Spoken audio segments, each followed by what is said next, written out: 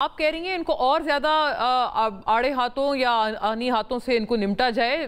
निहाल साहब, मजाक बहुत हो चुका। आपके जो सपोर्टर्स हैं इन द पार्लियामेंट, उन्होंने आपको बोला है अब आप कुछ करें, और दूसरी तरफ पीटीआई वाले कह रहे हैं कि आप खुदारा जो कर रहे हैं वो बंद करें। तो आप किस तरफ जाएंगे? अभी आप बंद करेंगे ये सारा कुछ? तैमूर झगड़ा साहब कह रहे हैं, उन्होंने ट्वीट किया है, अलॉट मोर फ्रॉम पीटीआई। वो कहते हैं आप तो रेशियल प्रोफाइलिंग कर रहे हैं पश्तूनों की, और ये एक बड़ा खतरनाक ट्रेंड है। आप वो कह रहे हैं बंद करें, वो कह रही हैं और करें। अब आपका क्या ख्याल है? देखिए मुना, अभी तो हम वो तलाश कर रहे हैं जो झगड़ा साहब को, अमीर अमन गंडापुर साहब को, पंचोता साहब को और वो थाली लेके घूमने वाले फवाद साहब को करना चाहिए था। हम तलाश कर रहे हैं वो 300 लाशें। बहरहाल मुसलमान हैं, अब वो है ना, अगर चलो कल फातिहा नहीं हुआ, उनका नमाज जनाजा नहीं हुआ, तो हमें बता दें कहीं पर हैं तो हम उनको जाके नमाज जनाजा पढ़ाएं। हमने तो मौलवी एजाज से भी बात कर ली, हमने खुद भी सीख लिया है कि कैसे पढ़ाया जाएगा। वो 300 लाशों की तलाश में हम बड़े परेशान घूम रहे हैं।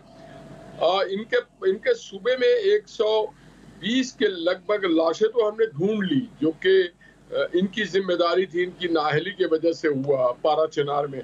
मगर जो ये हमारे पूरे पाकिस्तान पे एक नारा इन्होंने दिया 300 लाशें, वो हमें तलाश करना है।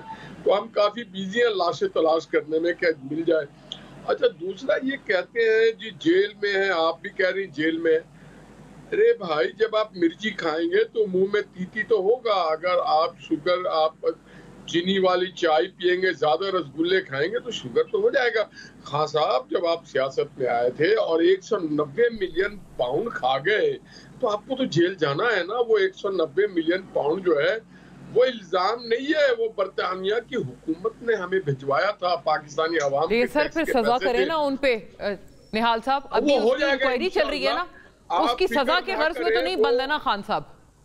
अरे सुन तो लेना, वो 190 मिलियन पाउंड तो हम खाने नहीं देंगे, और ना हम इनके तरह दावा करेंगे, ना हम अमेरिका से बैठ के कहेंगे जेल से पंगे निकाल देंगे। ऐसी मेरे शहजादे, आप जब मैदान में उतरते हैं तो कभी आप जीतते हैं, कभी हारते हैं, कभी आप हार रहे होते हैं, तो फिर आप रोना धोना मत किया करें, स्पोर्ट्समैन स्पिरिट करें।